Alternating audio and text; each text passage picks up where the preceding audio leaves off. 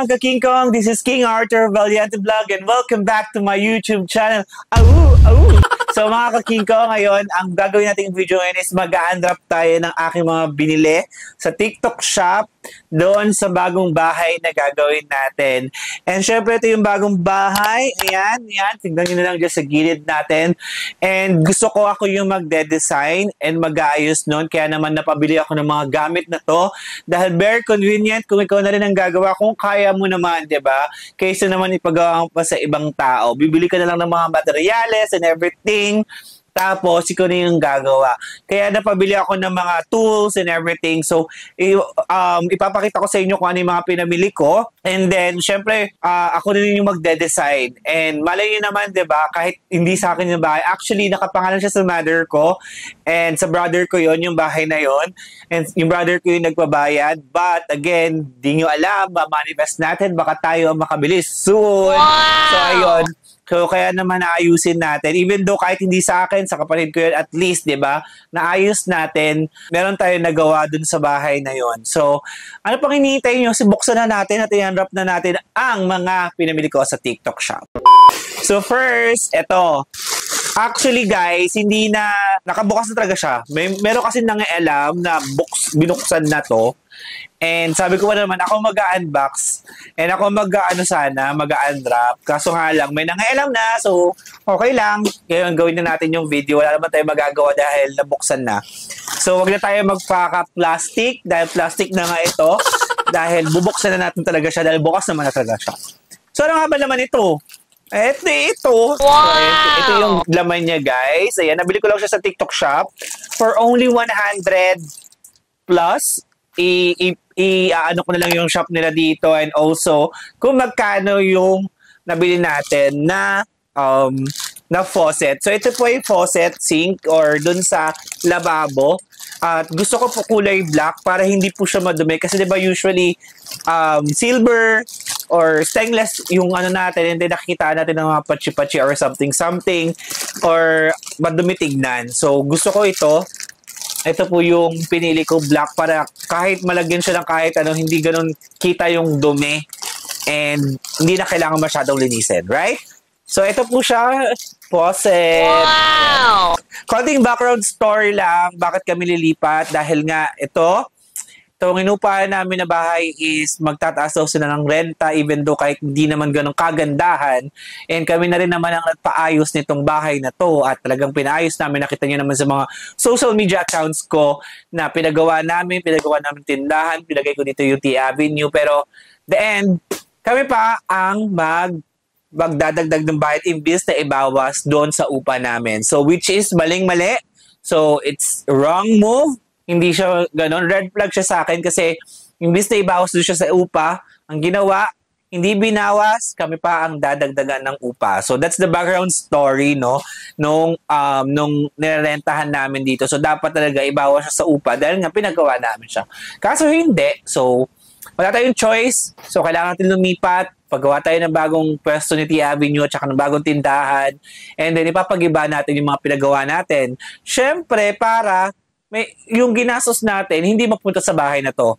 Yung pinagawa na, yung mga materyales, pwede natin gamitin doon sa bagong bahay or doon sa bahay na itatayo nila Kuya Leonard kung magtatayo man sila ng bagong bahay. So, ayun. So, next na parcel, ito siya. Actually, hindi na ako magpapaka-plastic, pero meron. Nabuksan na po talaga siya. At chinek ko na, syempre, kailangan talaga i-check siya pagdating dahil para malaman natin kung kumpleto talaga yung in-order natin. So, ayan, nakabox siya. And ano nga ba itong in-order ko? Syempre, papakita ko sa inyo kung ano yung in-order ko. Syempre, bumili tayo ng black na shower. Wow! So, gusto ko may shower din yung lilipatan natin. So, ayan, may black na shower. And then, meron din tayong bidet. So, gusto ko may bidet kasi yung bahay dito, hindi siya, yung CR, kung nakita nyo naman sa mga vlog ko na naglilinis ako or something, or may na-vlog na akong something, part of this house, yung CR talaga is hindi siya kagandahan and tabingi yung bowl at hindi talaga siya ganun kaayos. So, wala rin bidet and walang flash. So, meron tayong bidet na binili para doon sa lilipatan natin is magkaroon tayo ng bidet. And then, syempre, yung ano niya, sabitan ng bidet or sabitan ng shower. Ito si shower to. And then, syempre, hindi mawawala ang faucet. So, ito ay 3-way or ano ba, 2-way? 1-way? So, ayun. 1-way lang ata to kasi parang pang bidet lang to eh. Sa bidet lang to. Ito, sa bidet lang po ito. Ayan. So, I think sa bidet lang ito or pwede rin sa sa washing machine. Pero, for bidet talaga to. So, pwede naman tayo magpagkabit dun sa bidet mismo or dun sa shower na magkaibang pwesto. Pero, I think, pwede na yung bidet dito kasi yung naman namin, yung automatic washing machine ko naman is meron namang hose yan na pwede ikabit directly doon sa nagiging sarili niyang pwesto. So, gagawin natin yon, i-check din natin. So, ito siya, 2-way faucet yata yan. 2-way, I don't know. Ito naman ang presyo niya. Papakita ko lang siya sa tabi-tabi. Silipin nyo na lang. Nasa 200 lang to guys. Kompleto na. Ayan, may mga hose. Ito yung hose. Dalawang hose. And then, syempre, meron din siya lagayan ng bidet. And also, etong pangpasikip. Pangpasikip! Parang ako, masikip. Charis. So, ayun. Ayun, ayun lang naman yung laman ng box na to. I-order nyo na rin yan kung gusto nyo umorder or gusto nyo kung gumagawa kayo ng bahay or nagpapaganda kayo ng bahay. Guys, just to be transparent, this is not a bakal. A bakal? Sorry, hindi siya bakal or stainless or something. It's a plastic. Ayan, parang ikaw, plastic ka. Huy, charis. So, ayan. Medyo plastic siya actually, yung malutong na plastic. And then yung bidet din plastic din siya. So yung iba naman bakal na, yung magkakabit, yung faucet bakal. And then also dito bakal din to. And then ang plastic is yung mismong faucet. So yun nga, kagandahan bakal naman siya, yung pinakakatawan ng faucet, no? Para at least hindi mabilis masira. And then, syempre, next stop, at ito yung pinaka talagang nung nakaraan ko pa siya binubuo. Pero nabuo ko. At nagamit ko na siya. At na-testing ko na, nakita nyo na. At na-testing ko na siya, guys. So, bumili din po ako. Syempre, dahil nagkakaedad na tayo po ay nasa 30 na. 30! So, ayun, bumili po ako ng grinder. Hindi po ito yung grinder, Charis. So, ito, may grinder po tayo. Ayan, grinder po yung binili ko. And ito, bakit nga ba ako bumili nito, guys? Kasi nga, di ba, gusto ko ako yung magde-design ng bahay. So, gagawa tayo ng cabinet. Yung cabinet tayo mismo ang gagawa ng cabinet ng bahay. And I don't know kung kakayanin ko, guys, kasi I have work. But panggabi pa ako, pero I will try my best for me to do this. So, ayun. Ayan. So, meron siyang ganyan. So, parang panglagare. Kasi ang talagang main goal ko is yung jigsaw. Yung bibilin ko. Kasi ang advertisement doon sa TikTok is tatlo siya. Like, tatlong power tool. Meron siyang grinder, meron siyang jigsaw, and meron siyang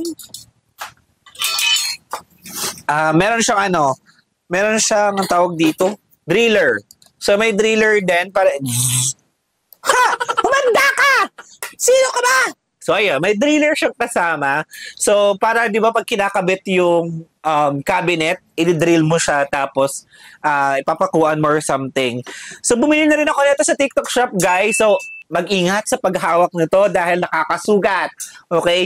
Ito naman po ay pang since may grinder naman ako, so naisip ko, since mahal yung jigsaw, nasa 1,000 plus. Ito, nabili lang namin ito ng 999 kasama na itong dalawang set na to.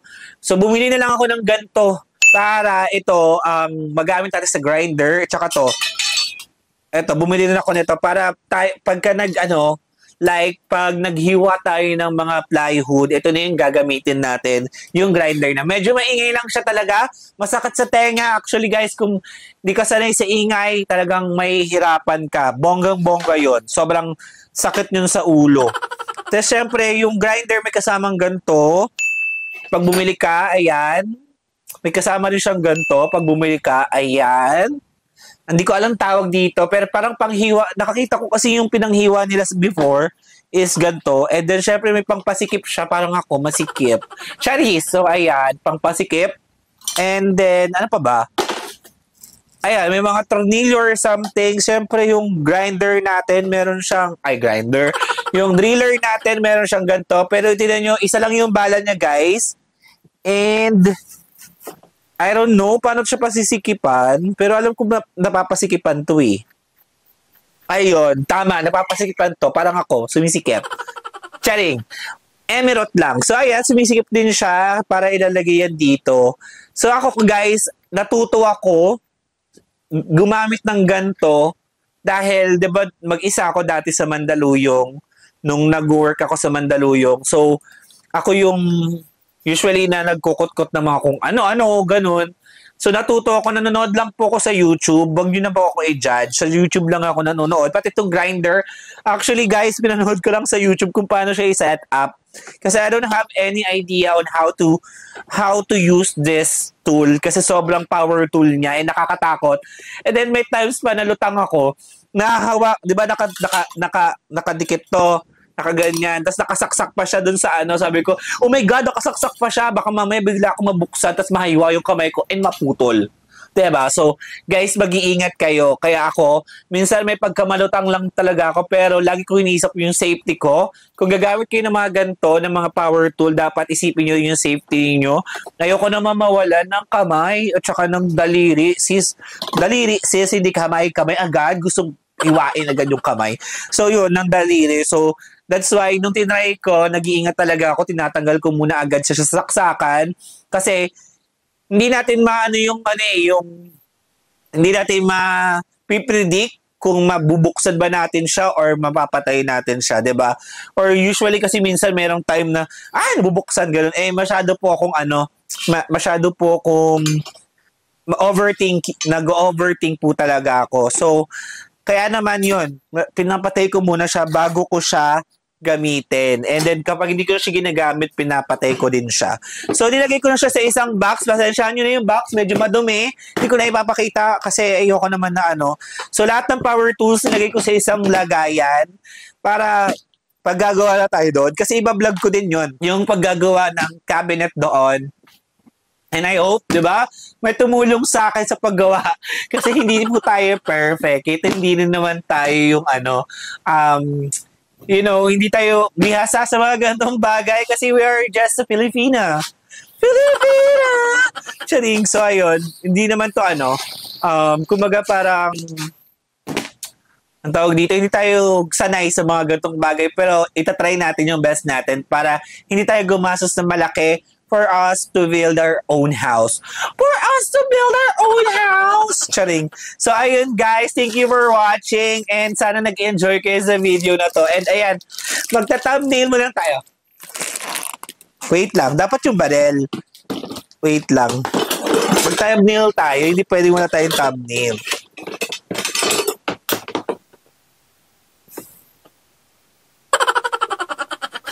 So, ayun. Thank you so much, guys, for watching this video. And I hope you enjoy for watching my vlogs.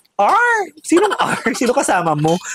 Huy, hindi kasama ko, ha? So, yun. Thank you for watching my vlogs. And don't forget to subscribe to my channel, King Arthur Valiente Vlogs. And don't forget to follow me on my social media accounts. Just search King Arthur Valiente Vlogs. King Arthur Valiente, makikita niyo po yan kahit saan. And then sa Facebook, King Valiente Vlogs. Hindi kasi ayaw kasi niyang King Arthur eh. So, King Valiente Vlogs. So, you can search that on Facebook. So, andun yung page. Minsan doon ako nag-upload ng mga bagay-bagay. So, ayun guys. And follow me on my TikTok account, King Arthur Valiente Official. And thank you so much for watching to all my videos, guys. Paalam. Thank you so much. Mama, don't forget to subscribe. Bye!